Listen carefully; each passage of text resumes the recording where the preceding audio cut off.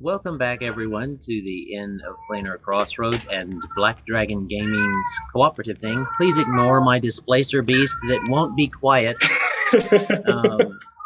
We are having our chat today, and apparently this is the best time to call other displacer beasts to you. But Tommy's going to be officiating, so you won't have to listen to this the whole time, thankfully. Well, we'll see how everything goes. Tommy's going to be the one controlling this particular portion of the of the talk. And as he does that, I get to sit back and organize my thoughts. And so does everyone else. We're going to be discussing alignments and people's opinions on it. So yeah, we're going to need to keep this, guys, probably 40 minutes, an hour, or something like that. So I don't know. I don't know if I can bottle up all that rage I have and I probably can't either. To a convenient little pack. So do I have the floor? Yes, you have the floor. Alright, so what's going on, guys? I'm joined today by 1, 2, 3, 4, 5, so lots of folks. Specifically, my wife, Sarah, Lucia, and Enterling's players, I can't think of your names, Donald and Joe, respectively, as well as my buddy, Jeph, who I haven't talked to in a bajillion years. He, a long time ago, played a guy named Armando, and I'm hoping I get him back eventually for the game I'm running. And in addition, we're joined by the man, the myth, the legend, Adam Spain in a Planar Crossroads, and I gotta remember their names too. Too many people. Kane and not Gideon, Greg. There you go. I got it. It's because of the alliteration. Anyway, these guys run a lot of super sweet live streams over on their channel. I'll be sure to throw a link in the description. You guys should definitely check them out when you get a chance. It's a lot of fun to watch. It's really funny to watch, really. Thank you. Anyway, back down to the matter at hand. Today we're going to talk about the 9 things that get books thrown at you the most in tabletop role-playing games. That is to say, alignment. I'm glad we have a lot of people here, because I know I've got some 5e guys in addition to some Pathfinder guys, and I don't know how they do it in Starfinder. I'm kind of excited to figure that out, I guess. But I just want to talk about what alignment means to everybody, how we house rule thing, or we stick just straight to the letter of the law as far as like all barbarians are non-lawful, don't even paladins, of course. And yeah, I'm going to turn the floor over to the small army of people that are hanging out in my Discord. So, since Jeph I guess if we can start somewhere, let's see if we can start somewhere and like find a common ground of was like, does it matter? And if it doesn't matter at all, it's like, this is how we live our normal lives. Everybody is sort of a lawful neutralist type of thing, how most people are in our real lives, and then you take that into your characters. But does your ability to follow laws and be a good person, does that affect your games or your powers? So like, do you think it should be set up where you cannot be a paladin unless you're lawful good? Well, I don't like that. I don't think that I'd like, especially alignment restrictions on classes. I've never liked the idea of. I don't understand how a respect for authority prevents you from getting angry, or likewise how that same disrespect for authority makes you better at inspiring people. It always just seemed kind of ass backwards to me. Yeah, for sure. I never really liked that barbarians had to stay away from lawful, because like within their own culture, their own honor, their own things like that, is that not lawful? Do they not follow a certain path? It just doesn't make sense to me. And then of course, and if you're out in the wild, you have the damn law of the jungle. So, well, there you go. Grog hit him with big stick. Grog wins. Grog makes rules. Yeah, is that not lawful? Well, to sort of jump in with this, because it depends on whose definition you take, because if you look at people along the lines of like Gary Gygax and what have you, when they originally were talking about alignment and the actual implications of alignment, It was never that lawful you must follow the letter of the law. It is that you follow a creed, that you follow a set of instructions or a set value system. And good is more of the altruistic side. So you have values and you try to do so altruistically. Well, what do they? Sorry, go ahead. Sorry, which basically defines a paladin in and of itself, unless you're evil as fuck. I was gonna say, what do they call it? If you go by that, wouldn't that make basically everybody lawful? Because everybody has that own, their own personal motivation. So who is really chaotic then? If your own desire is, I want to keep me safe and make a bunch of money, where most folks are like, okay, that's chaotic. We're like, no, that's pretty lawful. Look out for number one, make a bunch of money. So by that note, most people are lawful. I would argue it from the standpoint of lawful refers to you following a creed or a set of rules, whereas chaos is you are trying to see what happens when. Well, I would argue that chaos is more like anti-society. Like a lawful alignment or viewpoint, societal viewpoint, usually refers to like the majority. Like, what do they call it in Conan the Barbarian? The rule of steel or the law of steel or something. That sounds really familiar, but I can't think of it. The riddle. Of steel. What was that? The riddle of steel. There it is. And that kind of doesn't that refer to like their kind of weird barbarian system of honor and self-government? The riddle of steel. Well, the whole idea of the riddle of steel is that you can't give spoilers for a almost 30-year-old show, but the riddle of steel was that it wasn't the steel that was strong, it was the hand controlling it. That's what was strong. You control the steel. So it was really about, personal desire going to be the thing. Your personal aspects and ideas are what rule you. Yeah, and well, could you not argue that would be lawful? That depends on. Could you not also argue, if lawful is determined by society, is it just flipped if we go to a different society? For example, what is chaotic in civilization, I guess, is that considered lawful in Barbarian Town? Well, I'll go so far as to say Men's Horizon in terms of the Dungeons and Dragons issue, where basically their entire society is built off of chaos, but it's under a strict set of guidelines and rules. I think the problem comes in is people interpret chaos as being a lack of rules or ideas or things that cause an effect, a lack of cause and effect. That's only true in the absolute most chaotic places anywhere in the multiverses, like the Maelstrom and stuff like that. Those places, and when you're crossing planes, those absolute forest ends, when PCs and most baddies don't fall into those absolute ends very often, unless you are doing a Planescape styled game where you're traveling across the plains. Well, and in that case, I wouldn't even necessarily argue that it was a lack of cause and effect so much as it was a lack of consistency. Nothing ever stays the same for very long. I think someone brought up a good point talking about seeking the majority, I guess. It could be that lawful is derived from seeking, a lawful person is going to try and seek the greatest amount of support from people around them, while a chaotic person isn't necessarily going to care who they're deriving their support from, even if it's just themselves and their friends. Yeah, that's true. It's kind of just more your friends determine your alignment, I guess. That's not exactly what I'm trying to say. I guess the basic point is a chaotic person doesn't care. They're going to do what feels right for them, I guess. More of a Kantian look on ethics. Think about how this affects me, and if it was a universal truth, would the world be a better place? While more of a lawful lawful neutral is going to be more ethics of happiness, more the greatest amount, the greatest good.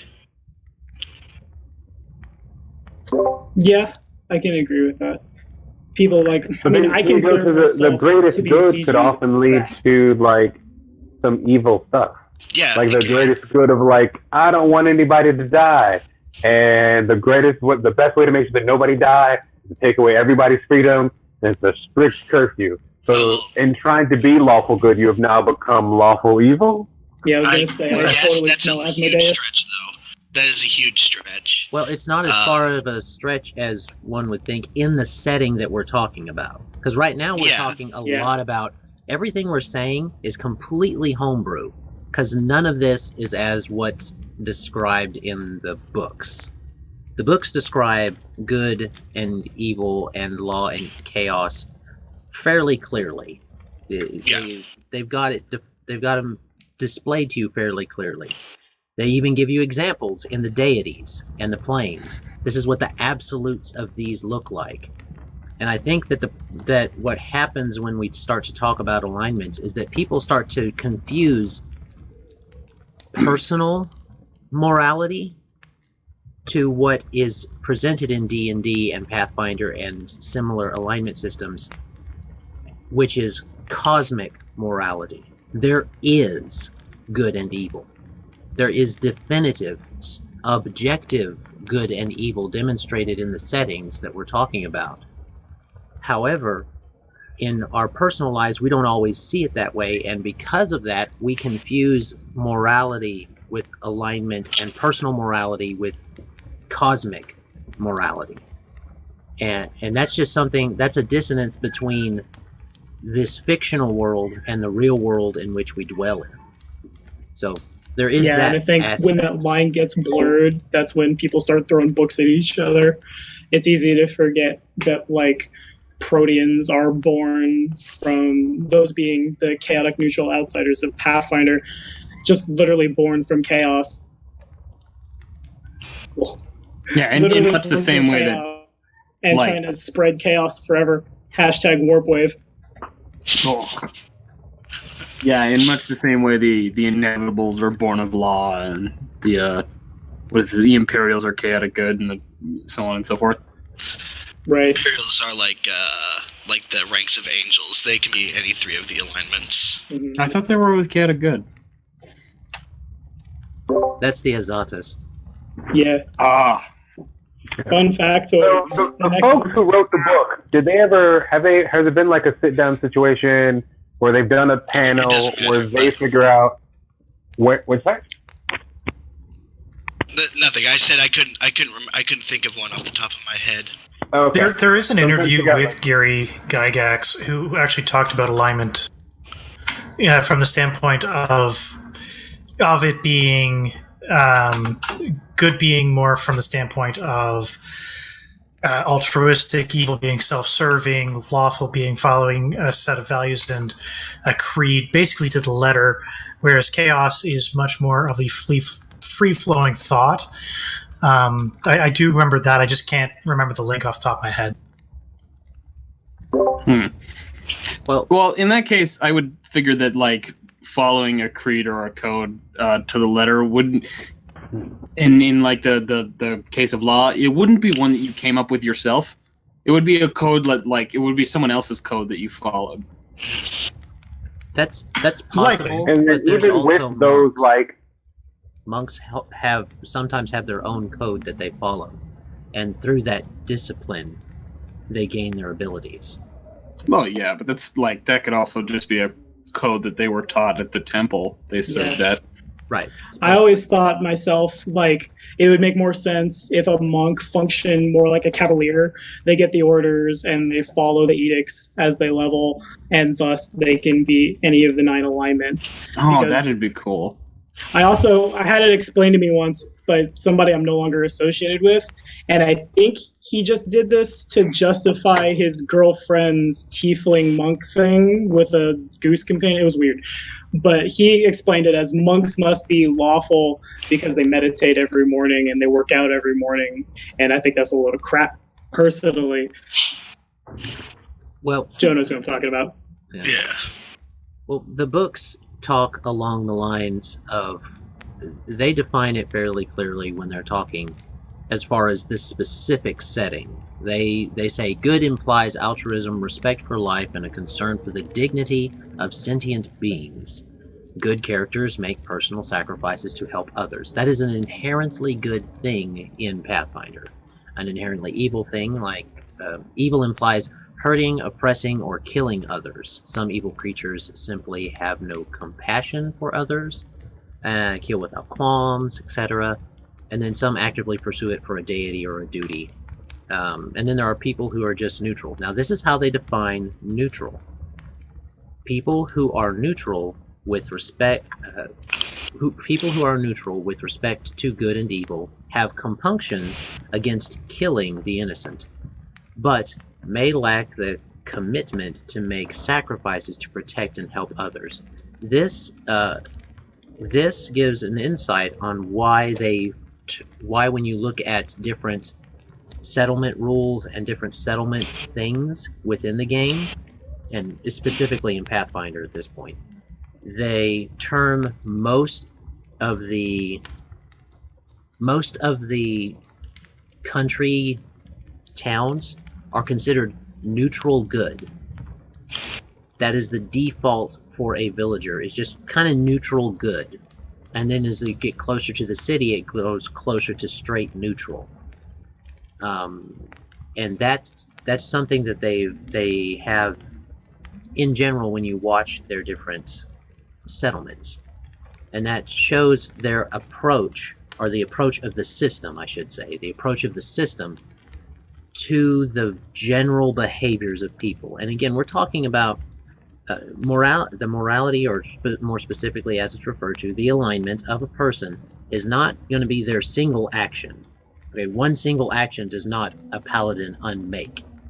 It's a collection of a PC's demonstrated actions and beliefs that would unmake. So when they give you something that's that concrete, you know, altruism is a good thing, but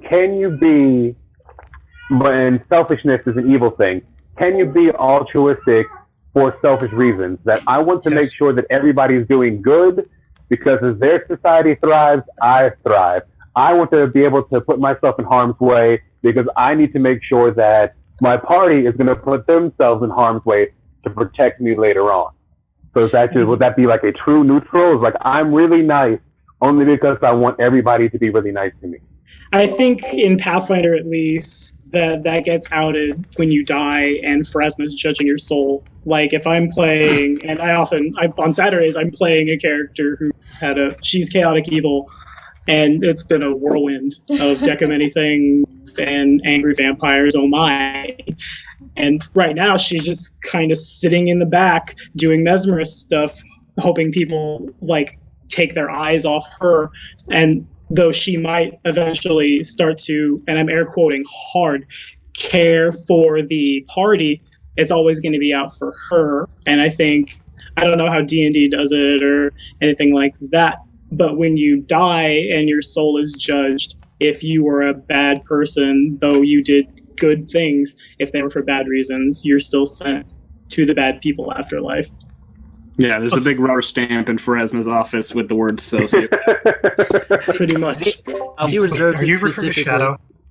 No. She has a special stamp just for adventurer, murder hobo.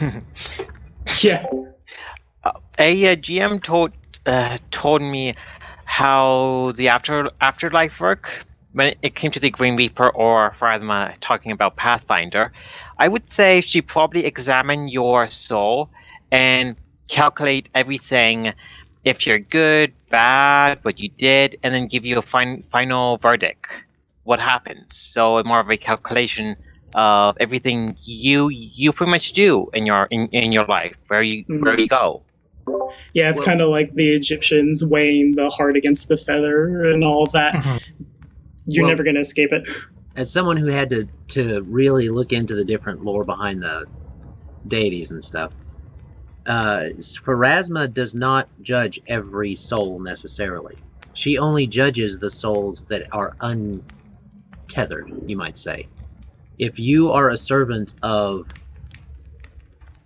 say, Asmodeus, you're going to Asmodeus. It doesn't matter how hard you petition for Asma not to. It doesn't matter what good you did. If you sold your soul to Asmodeus, unless you did something about that before you died, you go to him. There's no... Pharasma doesn't get to change those things. She is just an arbiter. She is the only arbiter that we know of death and final resting places. But her that river that flows to her and of souls, you gotta get to her first too. An uncommitted soul, they better hope they don't get too close to the edge of that river of souls, because those demons are right there by it. It flows right through it flows right through the plains. If they get too close to the edge, those demons will snatch them up and eat their soul. And is there somebody who... Is there... you brought up Asmodeus. So is there a lawyer, like a defense lawyer you have? Or like how does that work out? Like who does like, this is what this contract means when you throw in loopholes and legal jargon? How do you defend against that? Well, I suppose you'd have to hire a contract devil. And or have the craziest sense motive check. It would be a whole side quest. You would die. You would go to hell. You'd go to court. You'd appeal your case. Yeah, that's the thing. I sold my soul to the devil, but didn't get the whole thing here. This is a breach of contract. You'd marathon 14 hours of Judge Judy so you could roleplay it properly. And you can't fix it. From the standpoint of a chaotic evil, just going back to that briefly, and I will cite Palace and Jeffy on this one because it's a phenomenal quote. The best chaotic evil character in the world is going to pretend basically to be lawful good, but do some weird stuff in between, basically, for what he's claiming is the greater good of the party. Exactly. I don't know, and this is where it comes back to the idea of how intelligent chaotic evil can be and not be. There's no limit to the intelligence of certain alignments. Your alignment does not dictate your intelligence. However, it does dictate, your alignment is a reflection of how well you plan. Someone who is lawful is more likely to plan well, whereas someone who's chaotic is more likely to plan flippantly. So I agree with that evil is going to hide and pretend. And Asmodeus is a great example, because Asmodeus is like the Pathfinder version of the devil. He had, in the beginning, before everything was, it depends on which lore you go with. If you go with Asmodean lore, or if you go with Sarenrae's lore, or if you go with the lore of the dragons, which I personally adhere to, as far as a person that believes certain things about the Pathfinder setting. But any of those lore, it ends up that Asmodeus, that lawful evil guy, he was not always lawful evil. He was an angel. And he was corrupted by his own pride, selfishness, and, well, it wasn't even necessarily selfishness at the start, but his pride and his arrogance and his desire to domineer all life. He's like Sauron. His desire to domineer all life through his one ring, which is the cosmic law. And that whole situation with him is a great way to show how someone who is starting at lawful good can become slowly that lawful evil. And it's a great way to demonstrate that and show it within the context of the game, where you're talking about law and chaos. Though he became evil, he maintained his law. He didn't go to his antithesis, which would have been chaotic evil.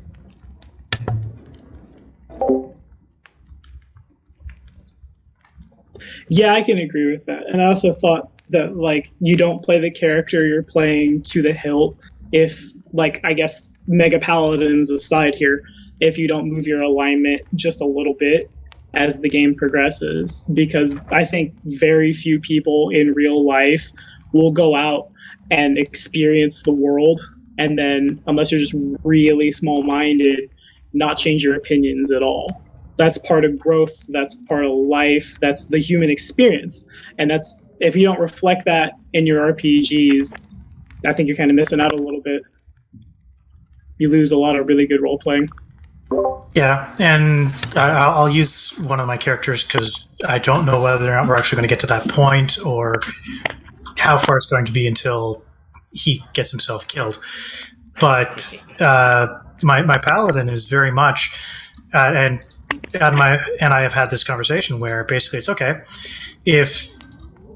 if stuff goes wrong, he is just going to go full Judge Dredd and basically join up with I can never remember the damn name of it. I'm gonna guess Abadar. No, it's the Knights, the Hell Knight. The Hell Knights, Chileax. Yeah. So basically, he's going to join up with that and go full Judge Dredd of power becomes and power is law. Yeah, I don't remember the name of the feat. That's a change in terms of but there is a standpoint of its growth. It is a situation has changed this character's perspective. You always go in with a certain perspective. It just never stays that way. Mm-hmm.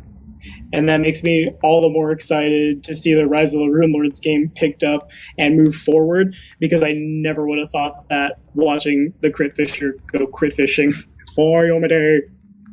Oh yeah.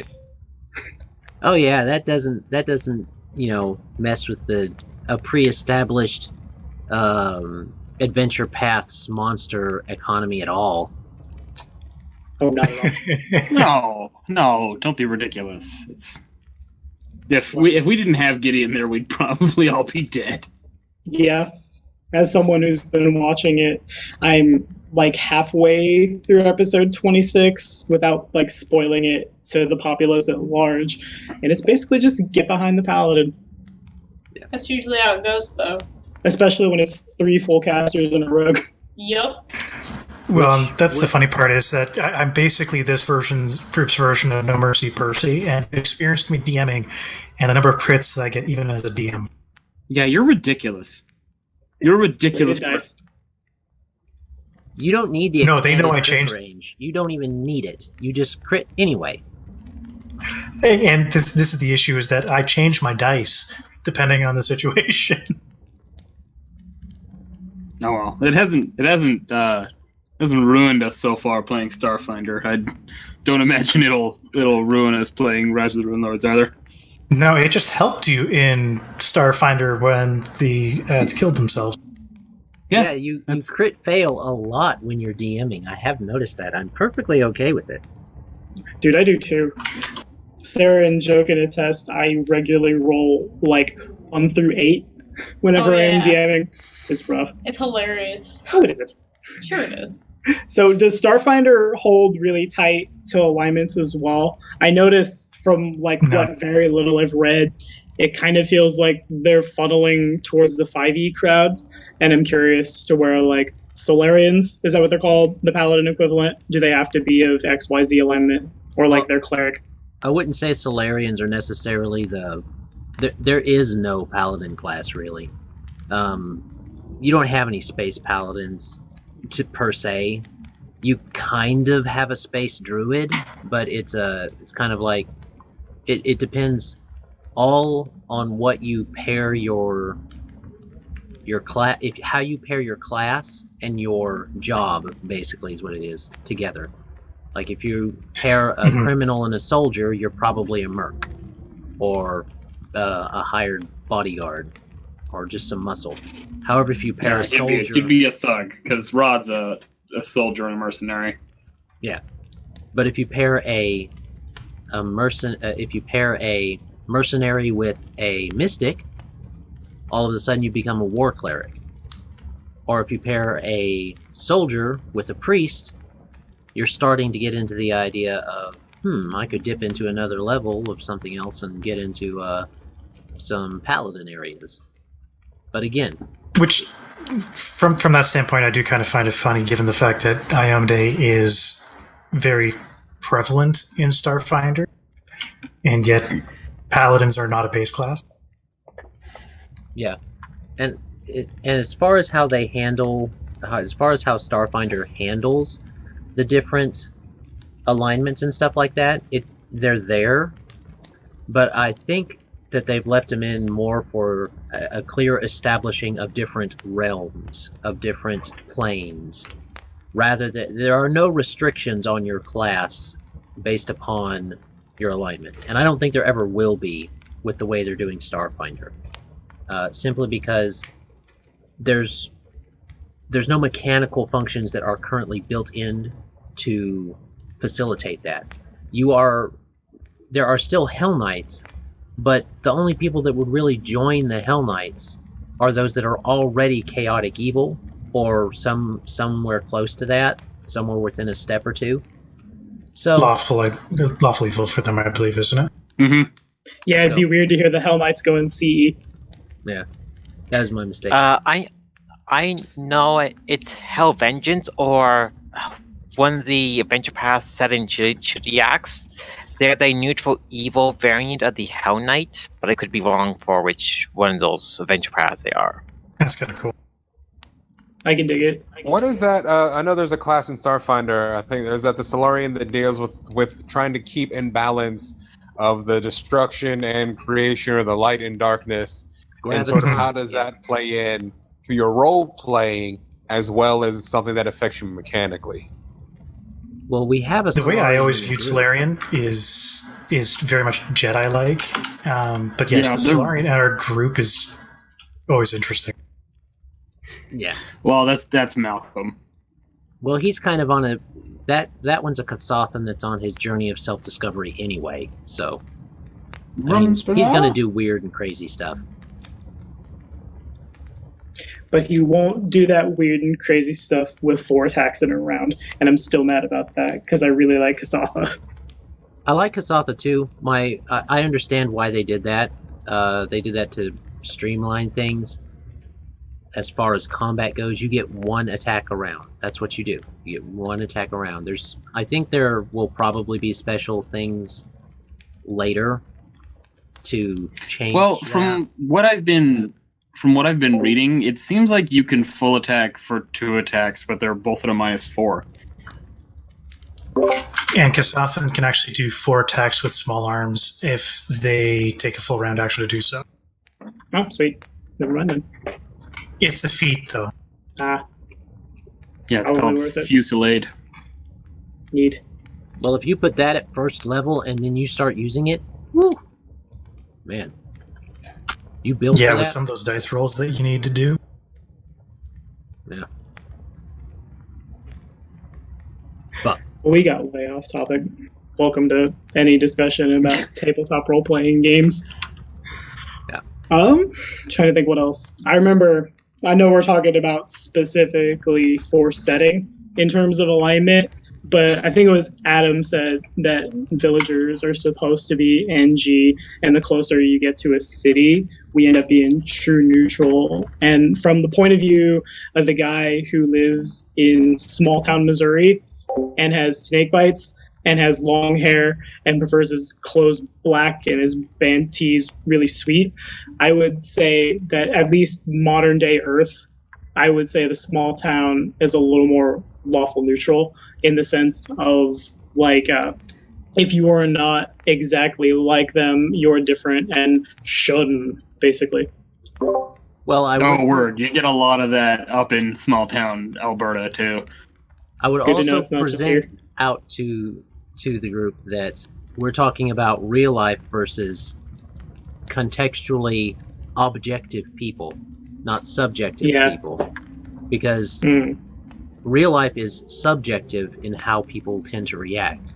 Whereas tabletop games especially, they have to be objective. The GM has to be objective about what you're experiencing and saying, how this person is acting. He has to give you concrete information, things that you see, that you experience, that your player character is experiencing.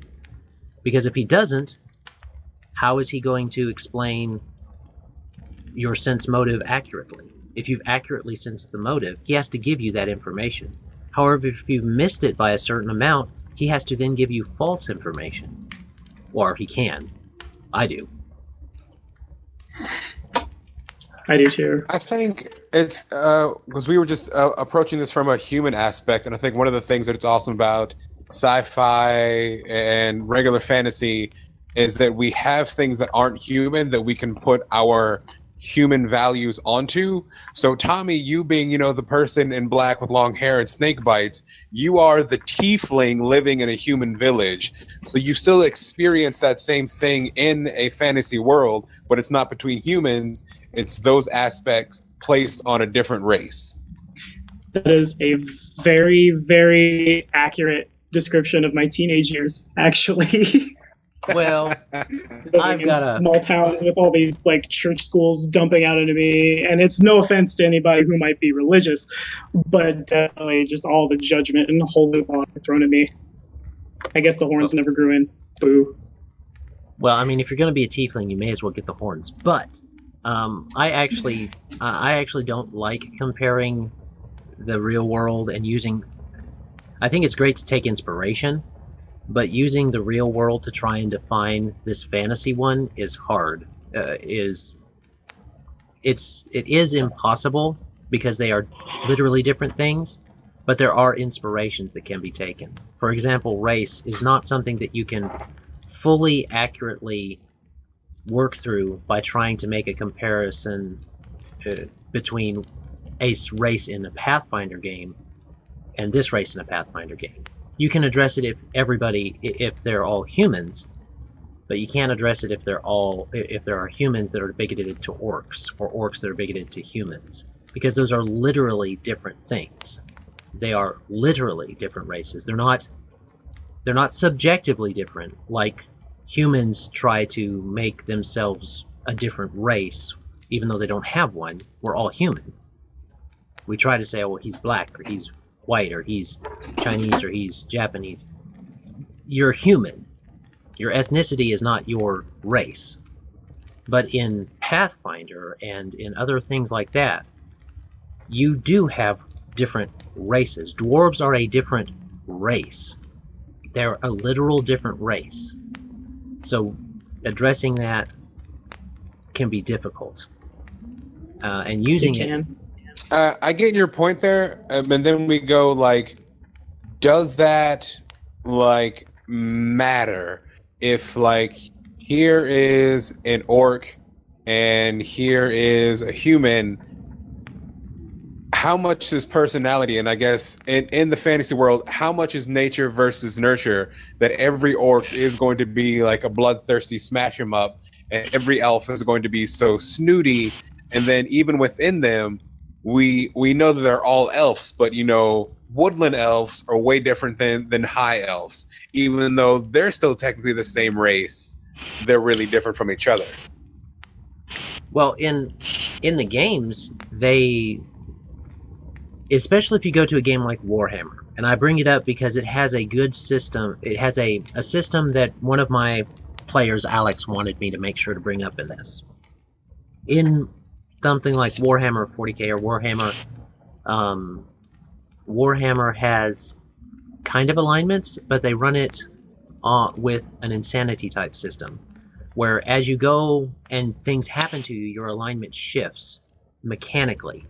And I think that is an adjustment that people can make at their tables if they want to.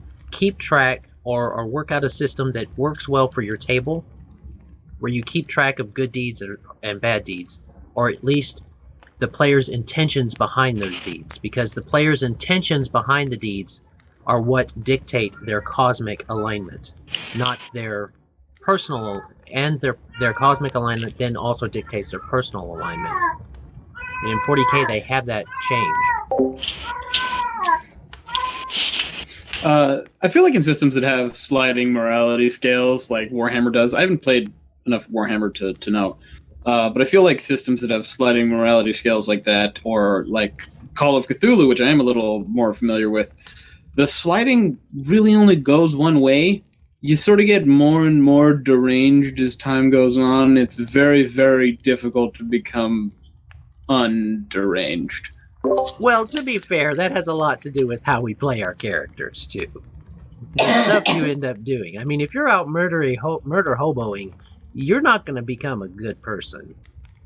Once you begin sacrificing blood to the blood god, skulls to the skull throat, you never go back. I don't know. I'm a good person, I think. Don't we all? There is nothing wrong when it comes to murder hoboing. It is who you go after when you're going murder hoboing. I smell lawful evil. Joe, I see you pinging over there. You got anything that? I was just going to say that the nature versus nurture thing that Jeph brought up. I hate to go back so far, it feels like, but I find it really refreshing when you can bring in real life into these kind of games. I don't think it's that hard, truthfully. I don't mean to sound like I'm casting aspersion upon you, but Mark Twain wasn't racist, but he was able to add racist characters to his books, and it's really no different than writing a book. Well, my point was not that the racism might not exist between a single race and this race, but rather that the racism that is portrayed, if you have one, like in the Mark Twain book, let's use something like that. In that example, yeah, you can use racism between two humans because they're trying to make something that isn't there. There really is no division between black and white. However, there is division between a human and a dwarf. There are. But I mean, how is that any different? But what is that division other than, I guess, would be genetically? Like, okay, this person is genetically predisposed to, be short, muscular, and have a beard. But how are they different other than physical appearances? Exactly. Well, they're different. A human can interbreed with an elf, even though they're different. They're really like humans can breed like that, but dwarves can't, and that's why I use them as the example. There's no have to. Not in this setting. Not in this. Yeah, setting. I always thought that was kind of weird. They can in Dark Sun. Yes, but I'm trying to associate with one setting, because if we start doing it, well, this setting does. Well, that's kind of you're going way over to the other one. If we're sticking to a single setting like Pathfinder, so if in Pathfinder, if you try to use that, the problem that you do run into is that they literally are different. There's no getting around it. So you have to make racial statements about them to describe them, to say that they're different. Now, racial and racist are different, because racist means that you're saying one's superior to the other. Here's the problem. There are superior races in Pathfinder. All you have to do is look at the RP count and find them. Drow nobles. Surf Manavris. Got in a lot of trouble for that one. Yeah. James Jacobs and his Manavri love child. Manavris aren't even that bad. They are. They're so bad. I have Why? with that video. I think they're incredibly overpowered. In what way? Just mechanically. Just because of the stat increases? Well, the stat. I'm gonna have to pull up the stat block again. Well, we're supposed to be talking about alignments. You know what? I feel how overpowered they are is unlawful. It's not. It's unrepresentative of. We got back around there. Whatever. I'll leave that for another video. Yeah. Getting back to topic about alignments, I know 3.5 and Pathfinder going rules as written. Certain type of classes. Certain type of classes, you have to be certain alignments, such as the diabolist, you have to be lawful evil, the soul drinker, neutral evil, the demonist, chaotic evil. So, what is your opinion on certain classes have to be certain alignments because of theme? Honestly, I think the only class that really should have to adhere to it is the cleric. Because, like, if you are a cleric of, I don't know, we'll say Abadar, you need to be within one step of lawful neutral. Because, like Adam's saying, that's definitively Abadar is XYZ qualities that make rolled up into a ball lawful neutral. But, like, say, druids must be neutral. What part of, chaotic good? Somebody who wants to go out and, like, take care of people while following his own free spirit. Why does that take you away from nature? I never really got how neutral it means nature in a strict sense, especially, like, lawful neutral has never, ever in my head just screamed druid at me. In the same way, paladins, I like how 5e does it. I really do. Instead of gods, you have, I don't know exactly what the mechanic is called, but you have, like, paladins of tyranny, of vengeance, blah, blah, blah, blah, blah.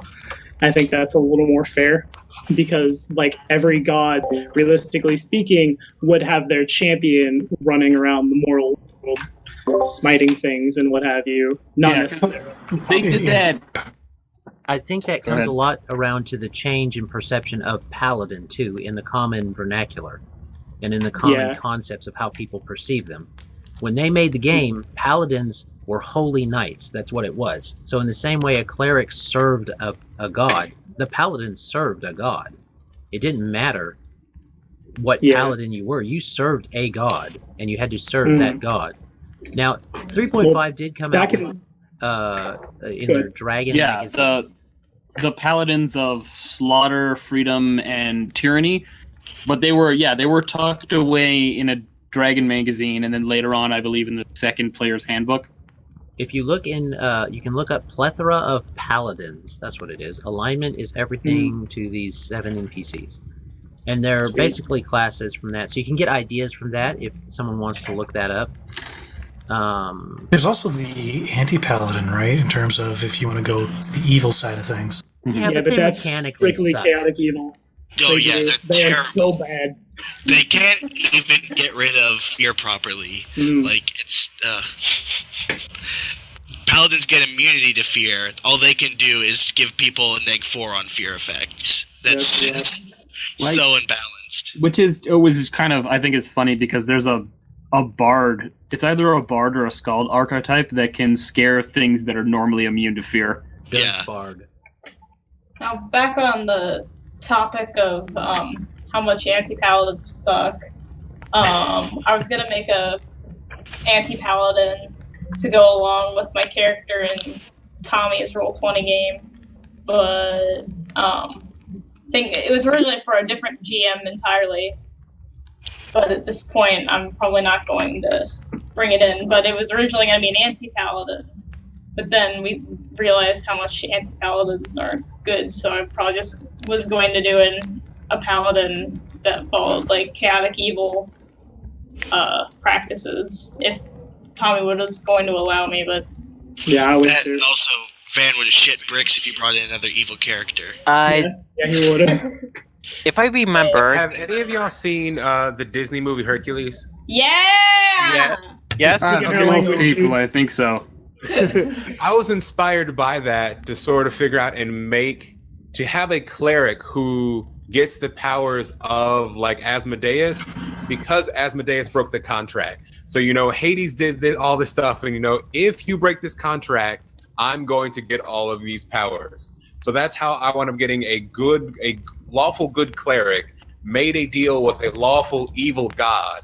And when that lawful evil god broke that deal, I now get to use his evil powers to bring good into the world, which was one of the fun ways that I found. Was one of the things that made me think, like, alignments are screwy if I can use your evilness to do good things. But doesn't this come into the whole idea of twisting a wish spell or the deck of many things? Oh, the deck of many things. Monkey paws. Yes, if you want to go Simpsons reference, yes. Oh, Monkey Paw is a lot older than Simpsons. Oh yeah. Oh, That's yeah. that's way No, old. I know it is. I'm just using that as the most fun one. I have no idea what that is. You don't know about the monkey paw? Old short story. It's basically. Oh, you youngling. Hey, Hey, I'm a youngling and I know about the monkey paw. I guess I'm just unenlightened. Story of my life. Yes. Oh man, there's so many zeros just hanging out in my Discord now because that's my unmute. It's just 0, 0, 0, 0, 0. Well, with the coming back to that idea of using evil's power against them, that's where it would be great to have something like that sliding scale, or some kind of mechanic. It doesn't have to be a scale, but a mechanic where you keep track of those things. Since you know in the game what is a lawful act, what is a good act, like telling the truth is a lawful act. Honor and trustworthiness, obedience to authority and reliability, those are considered really lawful acts, or lawful characteristics. So as you do that, you edge more towards lawful. But freedom and but chaos implies a freedom and an adaptability and a flexibility. It's not necessarily evil, it's just chaotic. So as you did those things, you would kind of shift that way. And the situation arises where it requires a bit more work, but if the system is broken down into just like shift here once when something big happens, it like we said, it's not a single action that makes or unmakes a paladin. It's a collection of the PC's demonstrated beliefs. Right. Well, then, when you get to some things like necromancy, how many times can you cast false life on yourself before I'm like, okay, you're beginning to be evil, even though all you're doing is using an evil spell? I don't think Necromancy false is a life is the totally one that new- tips the scale. Necromancy and the discussion on it is a totally different discussion. Oh, Because yeah. there's Yes, once you start Adam and I tapping have had into on many that, occasions. I mean, do we want to talk about white necromancers? That's alignment, kind of. I Yes, mean, but that's I've a personally spelling had a thing. character who Wait, was white LA. necromancers? They from the deep south? Now, see here, boy. Now see here, boy, go get my zombies found. I'll raise dead. You brought a whole new meaning to the South shall rise again. Now you Canadian humor wanna- for the win. Well, I know what I'm putting in my game now. Southern fried necromancy. you're gonna have to work on your southern accent if you're gonna put Kentucky Fried Necromancy in your Kentucky game. fried zombies. I just gotta work on my foghorn leghorn. I don't know what you're talking about. No, I say, boy, come on down here, and we'll tell you just how we raise a family. Come on down here, we'll raise some skeletons out and I'll kill him. You speak to my grandfather. He sounds exactly like Foghorn Leghorn. Get in touch with him. Or literally any NPC my wife has ever tried to do a voice for ever. I don't know why they said Southern. Famous for that now. We're talking about accents in one of my classes, and I was started talking. Someone's like, "Oh, so you're talking about the accent that you just generally use whenever you need to use an accent?" I'm like, now everybody knows about that. Yeah. It's pretty bad. What gets worse is when you use different voices for each character, or try to, and then you start getting confused because you do so many one-shots. I've got. I'm not saying I our group at all. haven't really counted, but in the Roll20 game I'm running right now, there are many NPCs in one confined space, and I can't keep them together in my head. I can keep one of them because he's based off a character from a video game, but even then I screw it up. You gotta take notes. You gotta have notes. Well, Yeah. I give you kudos for trying to do Magpie in one of your games. I mean, Yeah. Ayo. I tried to Wait, do which- Armando too, but when I do Armando, I just sound like Dexter from Dexter's Lab. It's Which so- episode it's is so Meg bad. playing? I gotta go back and watch it. You get Armando Alejandro Estrada and become Dexter from Dexter's Laboratory.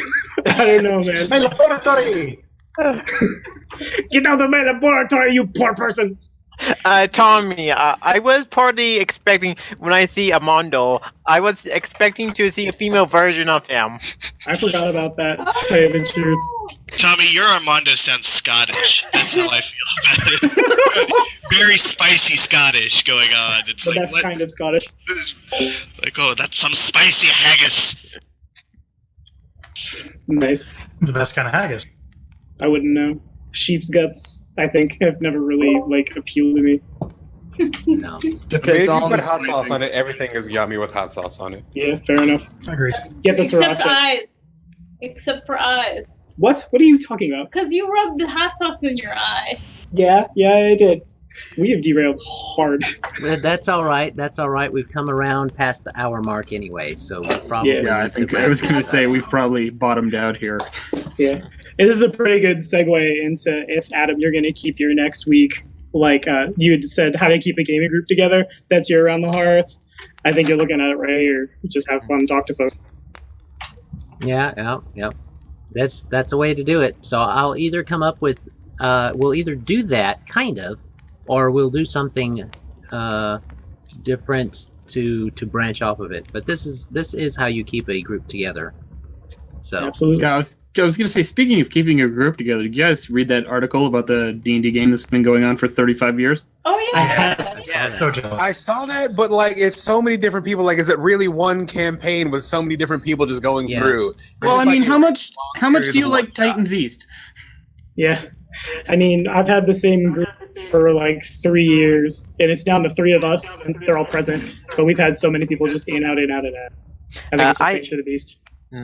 My longest group I played in was 2 years, which is really nice. Amateur.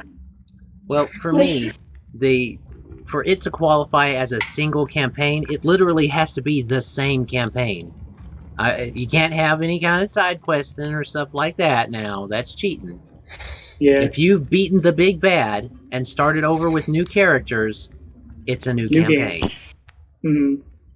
You just need a bigger fish, man.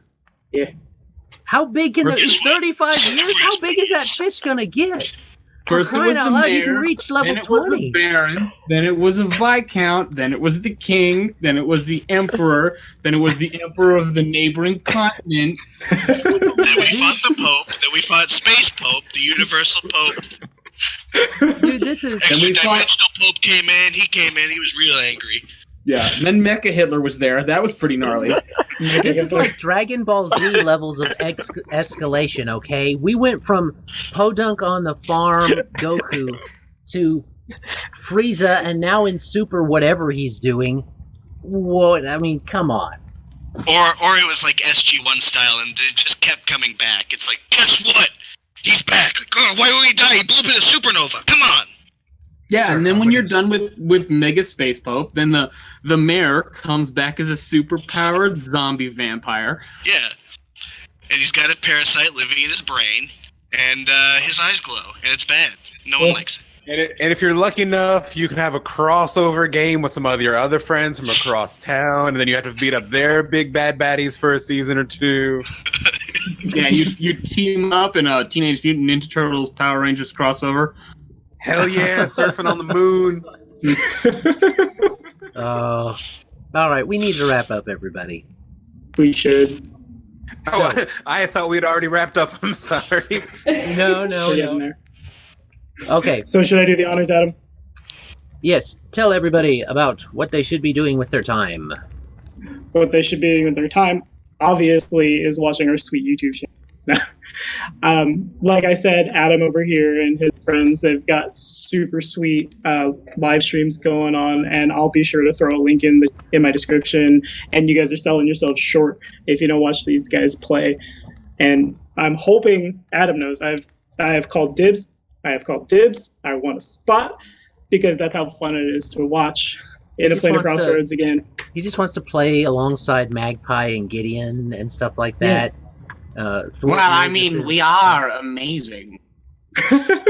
Yes. Well, you didn't Adam already tell you that basically we turn fans into players? This is kind of what we do. Ah, sweet. Yeah, that's what happened with well, Mel. Yeah, that's how we got Malcolm. Is that your catchphrase? We turn fans into players? In a Planar Crossroads, we turn fans into players. I can dig it. I don't know. Anyway, thanks to, let's see if I can get all the names. I was good on the line. Donald and Greg and my wife, Sarah, and Kane and Jeph. Great to hear from you again, buddy. And Joe for coming out to do this. Next week, we'll be on Adam's channel. I think the video goes live like Tuesday morning-ish. Is that right, Adam? Usually, yes. Okay. And it'll be at least Sarah and I over there. I guess, are the other guys invited too, Adam? They can come too if they want to. We They use can video, come but too it if doesn't they want have to. to use video. Because if you don't use video and you're just on the Hangout, it'll just use the display picture, so it's no big deal. I think we can Fair swing enough. that. I think I can put on pants for you guys. It'll be a special occasion. Yes! Oh, wow. We got Jeph back. We got I'm pants. flattered. Kane, See, what are he you doesn't talking realize about, is that man? the You could video be... doesn't see anything below. Yeah, Yeah. Kane, you could be wearing no He's in his pants. standing desk. I'm wearing so many pants you don't even know. Well, dude, you live in Canada. It's super cold, I assume. Yeah, I'm wearing so much pants. I need suspenders and a belt. Nice. Well, next week I need to go to the north to actually bring my personal polar bear to the chat. You So have a now it's personal Russian. polar bear. I'm pretty sure that's illegal. Get a license. Anyway, Awesome. so Those since we things gotta eat get stuff people. done, thanks for watching. Like and subscribe for more videos, and we will see you in a week. Say Adam, goodbye, if you wanna kill it. YouTube. Bye bye. Everybody say bye. Bye. Bye.